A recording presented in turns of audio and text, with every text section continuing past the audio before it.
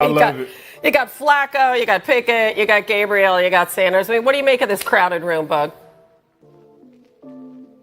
They got a lot of misfit toys in that room, man, and I get it. First of all, I love the honesty from Joe Flacco. His job is not to be the role model, the mentor. It's to come in there and be the veteran quarterback and try to bring some stability to their room. As far as the room in general, like Deshaun Watson, 2 Achilles surgeries, Flacco, Kenny Pickett with the 2 gloves, then you got the 2 rookies coming in with Sanders and Gabriel. I don't know what we're going to get from them. I don't think anybody with any sense knows what you're going to get from that room. I suspect at some point it's going to be Flacco or Kenny Pickett trying to figure out who's going to start, and then they're going to figure out with the young guys. I don't think Watson is going to be ready coming off not just 1, but 2 Achilles surgeries. So at some point, Lewis, like if you're really going to be honest about this room, they really don't know what they have in this room right now, and they got to hope that somebody steps forward, whether it's a young guy or one of the veterans that they have. Shedeur Sanders was dismissed by the football community as simply another overhyped coach's kid. But something happened at Browns OTAs that has caused the entire NFL establishment to alter their stories. 13 for 13 is perfect. Not a single missed throw or incomplete play. Joe Flacco and other seasoned quarterbacks have publicly acknowledged that they are not there to coach any. If I say I don't want to be a mentor, I look bad. If I say I do want to be a mentor, then I look like an idiot that doesn't care about being good and playing football. I tend to try to be honest, and I've said I'm not a mentor. I play football. There's learning experiences, and I have a lot of experience, and I can talk on things, and hopefully they listen. But it's not necessarily like my job to make sure they listen to me. Additionally, Kenny Pickett continues to wear 2 gloves, as if he is scared to touch the football. The so-called day 3 afterthought simply provided a level of detail that distinguishes game changers from imitators. They don't want you to know what's actually going on in Cleveland, though. Allow me to illustrate what mayhem truly looks like in an NFL quarterback's room. Deshaun Watson is recovering from 2 separate Achilles operations. And if you know anything about football, you are aware that a quarterback's mobility is essentially doomed. Joe Flacco, on the other hand, told reporters bluntly that it is not his role to mentor anyone. What if a seasoned quarterback just said, "I'm here for me, not you kids"? That is a type of self-centered mindset that ruins champion cultures before they even begin. But hold on, things get worse. Every practice, Kenny Pickett is still out there in 2 gloves, acting like he's playing in Green Bay in December. What does that tell me, do you know? That indicates to me a man who is so uneasy with his grasp and anxious about simple ball security that he is unable to even have faith in his own hands. Additionally, this is meant to be the rookie competition. Then there is Dillon Gabriel, who is viewed as little more than a late-round flyer by everyone else in the league. The only team that believed this player was worth a day 1 or 2 pick was the Browns. Consider that for a moment. After looking at Dillon Gabriel, 31 other NFL front offices with hundreds of scouts, analysts, and football brains said, "Nope, we're fine." Cleveland, however, noticed something that everyone else did not. Correct? This is when things start to get interesting. And it's at this point that coaches all throughout the league are silently freaking out. As all of this is going on, with backups having trouble with basic skills and veterans making excuses, Shedeur Sanders enters his first OTA session and declares, "Perfect. 13 throws, 13 completions." Not only accomplishments, either. We're talking NFL caliber throws that were accurate, precise, and caused coaches to pause and watch. Are you curious about what constitutes true preparation? It appears that a rookie who played his whole career at Colorado ran a pro-style offense, creating reads that are unheard of by most college quarterbacks. It appears as though the man has spent his entire life getting ready for this moment. He earned every single snap via sheer brilliance and work dedication, not because his father got him there. This is the worst part.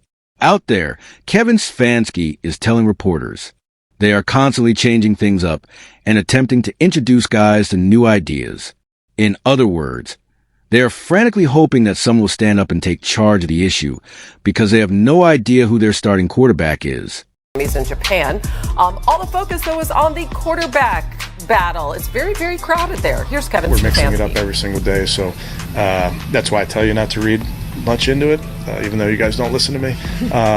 But we're just trying to get guys exposure to different concepts, those type of things. So we're not leaning into or worried about the order. Let's discuss the true significance of that 13 for 13 performance, though.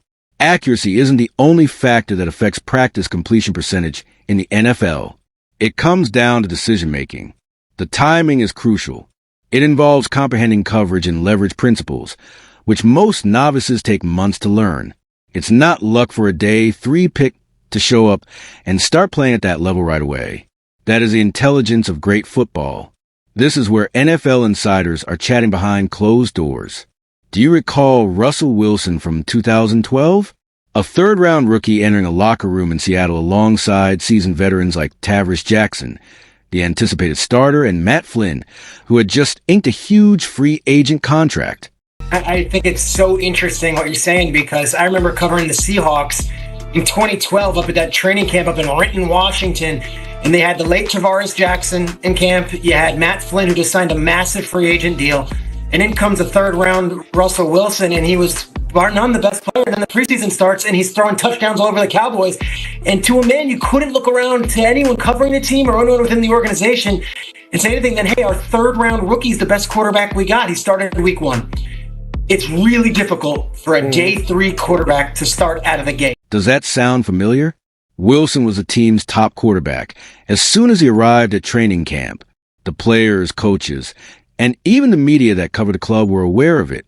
However, since it contradicted everything they believed to be true about how NFL quarterback fights operate, no one wanted to say it aloud. Currently, Cleveland is experiencing the same issue. Even though Shedeur Sanders is outperforming and outworking every player in that QB room, the establishment refuses to acknowledge that a Colorado coach's kid could be the real thing. They would prefer to support retreads like Flacco or offer players like Pickett, who have previously shown they are unable of handling the demands of starting in the NFL, limitless opportunities. Do you know what sets exceptional quarterbacks apart from the rest? Everyone is improved by great quarterbacks. They quicken the pace of practice. They encourage recipients to run more precise routes. They expect their offensive line to perform at a high level. That is precisely what is going on with Sanders at the moment in Cleveland. However, this is the point at which the narrative takes an unexpected turn. Kevin Stefanski is in a precarious situation. Ownership is putting a lot of pressure on him because of Watson's enormous salary and injury issues. He is under pressure from the media to show the veteran Flacco the respect he deserves. After acquiring Kenny Pickett from Pittsburgh, he must deal with his ego, and he now has a rookie whose performance and preparation are making them all look stupid. According to the smart money, Stefanski will attempt to gradually introduce Sanders into the lineup, perhaps give him some preseason garbage time snaps to observe how he responds to actual NFL pressure. What occurs, though, if Sanders keeps outperforming everyone? What occurs if Flacco is checking down and making fumbling snaps as he is throwing touchdown passes? It gets really interesting at this point. In their quarterback room, the Browns have established what analysts refer to as a true meritocracy. Stefanski has stated in public that he will give each quarterback an equal chance to be hired solely on the basis of performance. Just football skill, no politics, no veteran preference, and no bias based on draft status. And Shedeur Sanders flourishes in just that kind of setting. Consider his time at college as a whole. When Colorado was a laughingstock of college football, he entered the state. Critics questioned whether his last name was the only reason he was there. His colleagues questioned if a coach's child could manage the demands of serving as the public face of a failing program. Does that sound familiar? However, what was done by Sanders? He made that whole program better. He improved the receivers. He made it more difficult for the offensive line to play. He instilled a spirit of victory in a culture that was losing. He had totally changed their offense by the time he left Colorado and made a name for himself as one of the college football quarterbacks most prepared for the NFL. He is currently acting in Cleveland in the same manner. Sanders is out there honing his trade, showing everyone what great preparation looks like, while veterans are making excuses and claiming that it is not their responsibility to coach younger players. Here is what the people who are criticizing you don't want you to know about this circumstance. The NFL is a league that imitates. When something is successful, everyone attempts to do it again. And what's effective at the moment are mobile quarterbacks who can raise the players around them, make their legs, and absorb information fast. Joe Flacco doesn't play that game. It's a really bad Sanders game, but it's not Kenny Pickett's. The Browns may not even be aware of it yet, but they're sitting on what may be the draft's most valuable asset. While other teams were vying for quarterbacks in the first round, Cleveland made a covert selection of a player who had all the makings of franchise quarterback, but was dropped to the 6th round due to politics and perception. Are you curious about what true NFL readiness entails? It appears to be a quarterback who can perform flawlessly on his throws in optional OTAs, not even require practice. He appears to be a man who grasps ideas so thoroughly that, even in a condensed environment, he can execute them flawlessly against offenders of NFL caliber. This is the portion, though, that should frighten every other AFC North squad. If Sanders prevails in this quarterback contest, which seems increasingly plausible given his recent play, suddenly, the Browns are a real danger in one of football's most competitive divisions. Even though no one wants to acknowledge it just yet, the writing is already on the wall. Joe Flacco's remarks regarding his lack of mentoring skills. That veteran is attempting to preserve whatever legacy he may have left since he is aware that his time is running out. During practice, Kenny Pickett wore 2 gloves. Before the competition even starts, that guy is already mentally defeated. The only quarterback the Browns considered as an early pick was Dillon Gabriel. That front management panicked over their quarterback issue and made a last-ditch effort. Then there is Shedeur Sanders, who works in the background, honing his art and making everyone around him seem bad with a performance and preparation. That's the role of champions. They don't offer justifications. They don't search for quick fixes. They simply outperform everyone else and let their play do the talking. Here's what will happen next and why the NFL as a whole will be shocked. There will be a lot of bloodshed during preseason. It will become impossible for Stefanski to ignore Sanders' continued dominance over everyone in that quarterback room. The reason a 6th-round rookie is consistently outperforming veterans earning millions of dollars will be the subject of difficult questioning from the media. The ownership will begin to question why they spent so much money on Watson's deal when they could have easily gotten a franchise quarterback for much less. As they consider how they let a player like Sanders to elude them, other teams will begin to doubt their own draft plans. Most significantly, though, Brown supporters will regain their faith. They will witness a youthful quarterback who exudes confidence, makes insightful choices, uplifts those around him, and possesses a championship mindset they have long desired. The change is already taking place.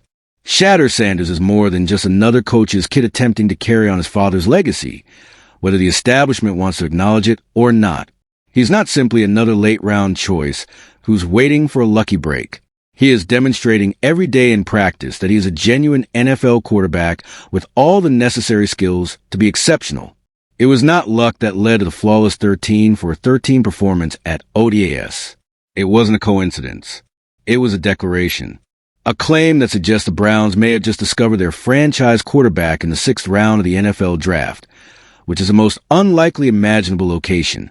Shedeur Sanders will continue to do what he has always done, outwork and outperform everyone, and demonstrate that skill and preparation are more important than politics and perception, even as the establishment and the haters continue to cast doubt on him. In Cleveland, the revolution is only beginning. Additionally, a quarterback that no one anticipated is leading it. Whether Sanders can get the starting position is not the question. Given his current performance, that appears to be unavoidable. The Browns' ability to identify what they have before it's too late is the question. Because if we know anything about the NFL, it's that the best players usually emerge. The most gifted quarterback in that building is currently wearing number 2 and making it look simple in Cleveland.